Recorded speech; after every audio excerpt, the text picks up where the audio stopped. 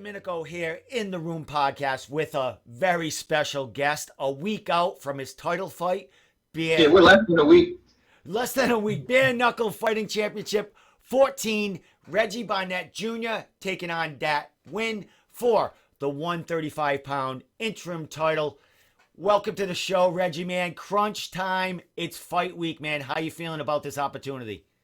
I feel great, man. You know, we didn't have like a super 6-week long camp like we normally do, but I was already in shape when I got the call anyway. We just kind of fit the stuff that we would do in 6 weeks into maybe like a 3.5 week camp. Did some fine tuning to some things we were already working on, preparing for when the next time we stepped in the square circle. So I'm ready to go. And for me, it's not crunch time. It's crunch time for Dad. You know, it ain't crunch time for me.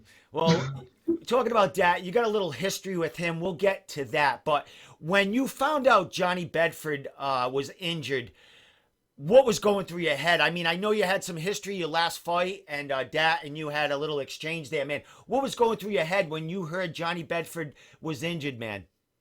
I was actually sad because I was kind of looking forward to Johnny beating Dat's ass, you know? But now I have the opportunity to do it. So, of course, I'm always, you know, ready and willing. Everybody knows that I don't shy away from fighting the best fighters, as they say, or whatnot. You know, I'm a fighter. I do this because I love fighting and I want to challenge myself. I don't want easy fights.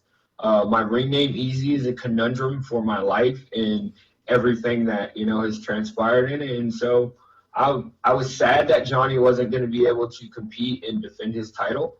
But at the same time, when the door of opportunity knocks, you got to answer it. We weighed it, and you know, a couple of my team was like, "Nah, it's too soon for you to take another fight," and I'm like, "Nah, come on, this is you don't turn down opportunity." And then when they're like, "Oh, well, we'll throw the interim title in there," I'm like, "I'm not even really stressing the interim title. It's just, you know, I just want to fight, and you let me fight somebody that I already wanted to fight anyway. So shoot, let's get it." Well, you're 5-1 in BKFC. You've been fighting. You fought on 1, 2, 5, 6, 10, 12. Now you're going to be fighting on 14. Do you have the most ring time out of all the BKFC fighters? I have the most bare knuckle time period because I am from the tryout, the original tryout before they knew they were even going to actually be having events, before it was even legally sanctioned. You know, when they had that tryout in Philly, I went up there, I put on, I showed out, I showed that I was worth the time to bring back for it, and the rest is history. You know, I'm always grateful for every opportunity that I get to compete, of course, but this is my sport. I love it, and I wanted to, you know, take part in it from the get-go, and here I am doing it. I'm actually the only fighter from the tryouts who is still, you know, actively and consistently competing on bare knuckle cards, and I'm putting on every time, you know, whether I have one loss, but every time I've gone out there, I've gone and pushed the pace, I brought the pressure, and I fought. And that's one of the things that Dave Feldman appreciates about me. He knows that I'm not going to back down, that I'm going to come out, and for that 10 minutes, I'm going to give it my all. Well, let's get to Dat now. You know, you got some history with him. You fought on the same card, BKFC 10. He's only got a couple of fights in BKFC, and like we just talked about, you have the most time in there. Was there always this kind of hostility between you fighters? And how did it come about? No, there wasn't. You know, initially when I first met Dat at BKFC 8, I wasn't competing. I was just there, you know, to be a part of the team and show my support for the industry and the business, as always. You know, from day one, I believed in this sport. I knew that it was going to grow into what it's continuing to grow into. And I watched him fight as a kid. I think I was a teenager or maybe in my early 20s. I can't really remember. I watched him box, and I was like, man, that dude is good. You know, so when he came over to bare knuckle, I was like, oh, damn right. There's another, you know, 135er to add to the roster. And here's a guy who essentially, you know, to me initially, I considered himself I put him on a little higher pedestal than myself because of his boxing and ring experience. You know, and I greeted him with open arms. I told him I was very happy to have him, you know, in the sport, but also that eventually, you know, we would fight, but it was out of respect for the sport and respect for him as, you know, a fighter and a fellow competitor. but he tried to push me aside as if I wasn't worthy of his time or his effort, or if he was and better than me, not just as a fighter, but as a human being and as a man. That was, I mean, that's pretty much it, how he carried it. And then he said some really disrespectful stuff about my family. And then he went a step further and put his own foot in his mouth, trying to belittle my past and the things that I went through in order to get these opportunities. So after that, it just became, all right, man, I don't respect you anymore as a man, because that's not what men do. If you want to talk about me as a fighter, I'm slow, like he said over and over again, I ain't got no IQ or no footwork, or I'm not strong enough, or, all that stuff, that's fine. That's fighter talk, and you can respect that. But the second you try to shoot low blows and drag my family or my lifestyle or, things that I have going on in my life, then I can't respect you as a person anymore, because everybody's story is different. Everybody goes through trials and tribulations. Everybody gets to the point where they are, by different means. And just because you had, a bunch more boxing matches than me doesn't make you a better man than me. And just because I did some things and I struggled in my early adulthood doesn't make me a bad or evil person or a lesser person than you. But he turned his nose up like he was better than me in all aspects. I don't look at any human being on the face of the planet that they're better than anybody. Every human being serves their purpose. We are here on God's earth for a reason. We're taken away from this earth for a reason. And that's how I carry myself. So as soon as he came out his mouth with those things, I couldn't respect him as a man anymore. Well, I would imagine this adds fuel to the fire. I mean, you're a professional. Emotions don't carry their way into that ring, but is there emotions behind this fight, and is there extra fuel to the fire? I mean, there's a little bit of extra fuel to the fire as far as me wanting to punch him in his fucking mouth and make him, regret all the nasty things he said to me. But if we look at it from a combat aspect and a professional aspect, I learned in a Johnny Bedford fight not to fight based upon emotions and to go in there and perform based upon my skill set and my preparation and my hard work. And those are the things that I'm going to use when I get in there. Am I going to try to hurt him a little bit more than I would anybody else? Probably, but that's just that's what it is. But I'm not going in there steam red or, aghast or anything like that. I'm going to go in there and whoop his ass because I know I'm a better fighter. And all the things that he said were just means to get me out of my square or to get in my head to come out there and not perform to the best of my ability. Well, as we know, fighters crossing over from other combat sports coming into bare knuckle, it's not always a smooth path. I mean, it takes a little time to learn it in there. And even Dat said himself, his first fight in there, he went in there really trying to knock out. And you got to pick your shots in there. Your experience, I mean, Dat's talking about boxing and stuff like that, but we know, boxers are doing well in that ring, but that doesn't mean they're going to do, better than other guys or other competitors coming out of combat sports. Is he banking too much on his boxing pedigree and not enough time in that ring like you have? I think he, considers his ring experience as a boxer, like I said, mightier than mine, which is fine if you look at it from a pro standpoint. But I had over almost 100 amateur boxing matches before I even turned pro. And I actually turned pro in mixed martial arts before I turned pro in boxing. I wasn't going to box as a professional. I didn't really truly have any intentions because I felt like the Mayweather era of boxing, has pretty much screwed up the boxing game. It's more or less politics and people padding their records and trying to get, 16, 17 and 0 and then, get their big title shot or whatever. And if you look at Dat's record in itself, his boxing record, he did the exact same thing as most of those guys in that era did. Me, if you look at mine, I had 2 gimme fights, my pro debut and a guy that I beat in MMA, and then I did nothing but challenge myself. I've only came up short twice, and both of those fights I lost as a pro boxer were on short notice against undefeated fighters. Like I said, I'm not the guy to go in there and try to pick the easy fights. I've never paid for an opponent. I do this because fighting is who I am. It's my lifestyle. It's what I love to do, and I feel like if you're going to do it, go out there and fight the best. Yeah. And I don't feel like he's one of the best. Not in this sport. I am one of the best in this sport. I have grown in this sport. If you look at, my fights from the beginning fight with Travis Thompson, I was more boxing minded. That was how I approached it because it was new territory. So, of course, you use what you normally used to relying on for that, but I've grown and I've innovated within this sport too. Some of the things that you see some of the other fighters coming in and using and doing are directly out of my tool belt. So the experience thing is null and void. If he wants to box, we can box, but this isn't boxing. This is bare knuckle fighting. And I am day in and day out trying to master the art of bare knuckle fighting. And you're doing it, my friend. I mean, this is going to be your 7th fight in there. You talked about how your skill levels and things you're learning there. Does it get any easier leading up to the fight? Is it still the same? Is it still, is there still nerves there? Is there still excitement? What's different? If you look at, my fights and my transition or whatever, and then look just at my demeanor going into the Velasquez fight, and I feel like I'm comfortable. I found my niche. This sport was truly, I was born for this sport.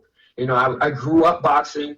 I did MMA because I got tired of boxing. It became boring and just, remedial to me. And then, of course, bare knuckle came onto the scene. And when they said, we're going to do it, I'm like, I'm there, put me there. And, of course, my father initially, he's like, yo, we're boxers. We're not doing no damn bare knuckle fighting. And I'm like, all right, Dad. And my god brother took me to the tryouts, and the rest is history. I love this sport in itself, and I want to continue to grow in it. But I'm also a student of it because it's not MMA, it's not boxing, it's not Muay Thai or whatever. It's bare knuckle fighting, and that's a big difference than any other combat sport on the face of this planet right now.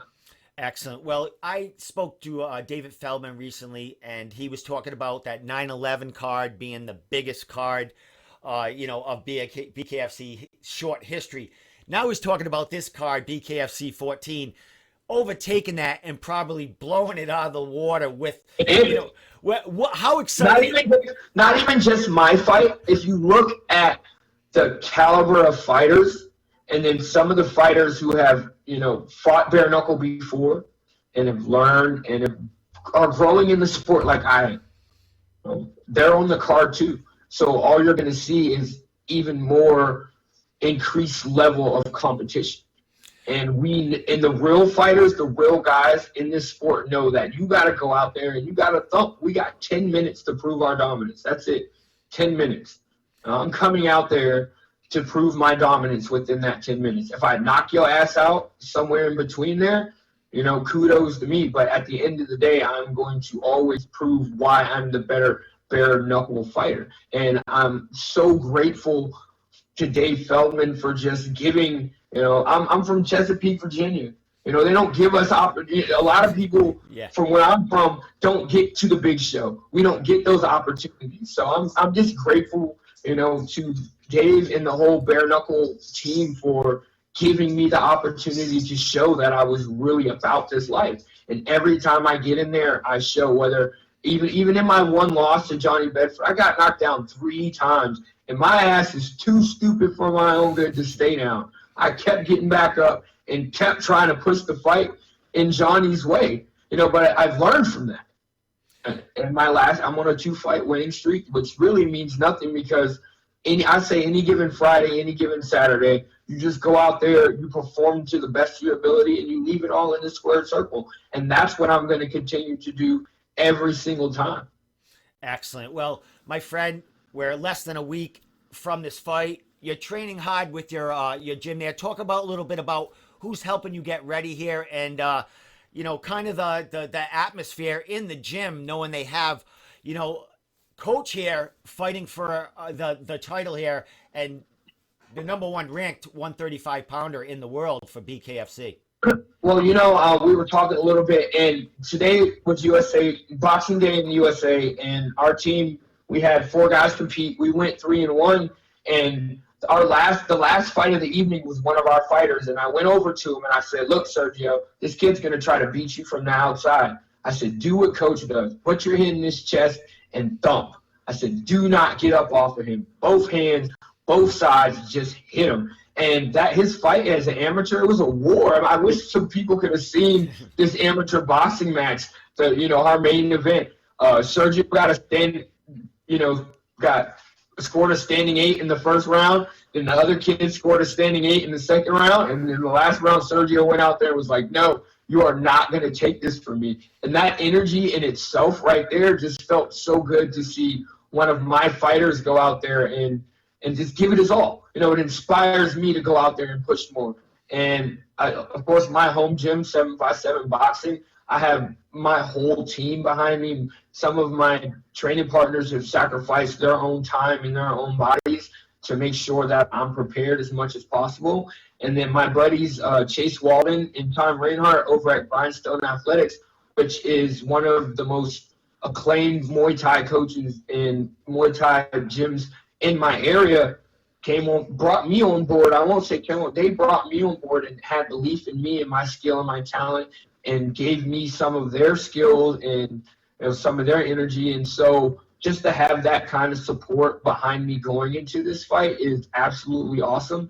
And like I said, in 3.5 weeks, I trained my ass off. I pushed my body and my mind and my soul to the absolute limit. And I know that, everybody thinks I'm crazy, but we had a little team meeting the other day, and I told them, I said, "Look, y'all, this is the mindset for this fight." I said, "We're either coming home with that strap or I'm coming home in a casket." There you go, man. And David Feldman loves it, and so do the fans for BKFC. That's the mindset. Yeah. And that's what I'm going to do when I get there. Whether I win, whether I lose, that is the mindset. I'm willing to die for this shit because I love fighting and I love the sport, and I'm just so grateful to be able to go out there and put on. And then if anybody knows my story, my struggles, what I went through, just, like that tried to belittle me, my criminal history and my past and all that, talking about how I was a thug and I've been preying on the innocent, and which is so far from the truth. The crimes that I got locked up for were crimes against myself. In all honesty, if you want me to be honest, I was drunk, I was driving, and I was transporting something that I had no business transporting. And I got in trouble for it. I did my time. I paid my debt to society, and I studied. I educated myself. But I didn't just educate myself physically like a lot of you guys do. They just pump iron and lift weights. And I wrote a little poem. I write poetry. I write books, all that shit. I wrote a poem while I was in there, and I said, while you guys are steady pumping iron, I'm steady pumping books, expanding my mind. So I did both. And I wanted to change and become a better person. And I came out, and here we are 6 years removed, and I'm getting exposure in front of the entire world. I'm a true story of one, God's redeeming life, because I put God first. If it wasn't for him saving my life in some of the areas where I could have died, I wouldn't be able to tell this message. And then two, just being able to fight at the capacity that I am, I'm an inspiration to other people. So for somebody like him to go out and try to belittle that shit is ignorant. He put his own foot, and he lost his own fans for trying to do that to me, And like I said, he dug his own grave. I'm just going to put him in that bitch and bury him next weekend. Excellent. Well, you're definitely an ambassador for the sport, dude. I mean, you're doing it, and you're doing it humbly, with respect, and fiercely in that ring, man. Last thing, I mean, I can't really ask you anymore after that. It was a beautiful, beautiful after the end there, buddy. Last thing I want to shout outs, thank yous to anyone you want to say out there, sponsors and social media. Oh, yeah. I got a whole list of sponsors, so we're going to go down them Cryomats. And I'm about to go get me a massage, a cryo treatment, and we have an infrared sauna. So when I get on the road, because we're driving to Miami, when I get on the road, I'm going to be completely refreshed, revitalized. I'm going to get rest. And so Friday, when it's time to thump, I'm going to feel like a brand new man. And so definitely shout out to them. Gordon Customs, all my custom gear. Match Bout, wait till y'all see my gear. I got brand new gear. They customized a pair of shoes for me. Joyner Driving School, Mr. Wendell Joyner. He always looks out for me to make sure that my trips go nice and smoothly because he knows that that I don't really like flying. And most of the time we drive wherever we go to. J&K Style Grill, they're hosting a pre-fight party, an after-fight party. Anybody, if you want an opportunity to, go watch the fight, they're downloading the app. They're going to be showing it for y'all, so you can definitely check them out. Of course, my home gym, 757 Boxing. Let me make sure I'm not missing anybody. Lamar Rose. I got my own, like I said, this thing right here to me, this is like I don't even know how to explain it. They're making me my own custom-made, easy educated headband, so I'm looking forward to that. Ginger ales, which is a drink of mine. We're coming out with easy apple ginger ales, which is my own custom, made drink, my flavor, because I absolutely love apple juice. Let me make sure did I forget anybody, love? My wife's upstairs. Hold on, you said you can edit it, so hold on. I'm going to pull them up right quick. Don't go there. Hey, no, do your thing, man. Because and it's crazy the amount of support that I have, the how much it's grown, how many people see that I really truly did put in so much work and effort to change my life, to help, inspire other people. Oh, tribal international gear. I have all custom gear, everything, anything, speed bags, heavy bags, gloves, anything that you could think of that a fighter would need to train with. All my crap is customized. Fight Hits MMA, Miss Nikki Booker, this lady came into my gym. I didn't know her from Adam and Eve. She said, hey, I'm just a fan of fighting. Can I support you? She drove all the way out to Wyoming with my wife for the very first bare knuckle from Virginia, halfway across this country, just because she believed in this vision that I had. Of course, my doctor, Dr. Travis Lee at Travis Lee Institute, he does everything that he can. This is blood sport. This is a rough sport. It does not matter. You are going to get damaged. I'm okay, and I know I am, and I'm okay with that. He does everything in his power to help me have quick turnarounds so that I am able to take a short notice fight like that. My sister over at Atlantic Sotheby's International Realty, she sells houses. I've been blessed enough to make enough money in this sport to be able to buy my family a house. So that is like one of the next goals for myself. And yeah, I think, those are all the ones that I have listed right now. There were a couple other ones. Assuring Construction. This guy named Nate Price works across the street because I have a day job. I crawl through rat shit and piss every day. And I'm okay with that. For me, it still feels good to be able to support my family and still chase my dream because I know I'm not going to be able to fight forever. Well, dude, Nate Price said, hey, man, I see you working hard, dude. Let me sponsor you. And he just threw some money my way to just to make sure that I have everything that I need. And then last but not least, I don't consider them sponsors. Like I said, they're more like family and friends. My teammates over at Grindstone Athletics for just allowing me to be a grindstone athlete and believing in this vision. Like I said, they're kickboxers. They're Muay Thai guys. They don't know a damn thing about bare knuckle at first. But I came over, I showed them what I know, and they're like, well, hey, let's see if we can put this in the fight game. And nobody saw the Matt Murphy fight, but I obliterated him in a minute and a half. He was already done. He just made it to the second round. He was trying to hang on. No disrespect to Matt Murphy. I have the utmost respect and love for him. But, yeah, all my sponsors, all of you guys, thank you so much for your support. And, as always, no ass-kissing Dave because I ain't kissing your ass. David Feldman and Nate Shook, y'all knew who to call. As soon as Johnny Bedford wasn't able to fight, y'all already knew who to call. And you knew I was going to answer that call. And thank you so much for every opportunity that you guys give me to come out there and put on. It's not just about fighting. It's about promoting this business, promoting this industry, and supporting the other fighters in this business so it can continue to grow. So like I said, when we're years from now, when we're on BKFC 254, they're like, well, I'll be the Chuck Liddell of bare knuckle, what he was to the UFC. And it's because of you guys giving this small little, as Dak Gwynn said, no-name boxer from Virginia an opportunity. The world knows who I am. The world knows my story, and I can continue to inspire people. And then you, Steve, just for reaching out, man.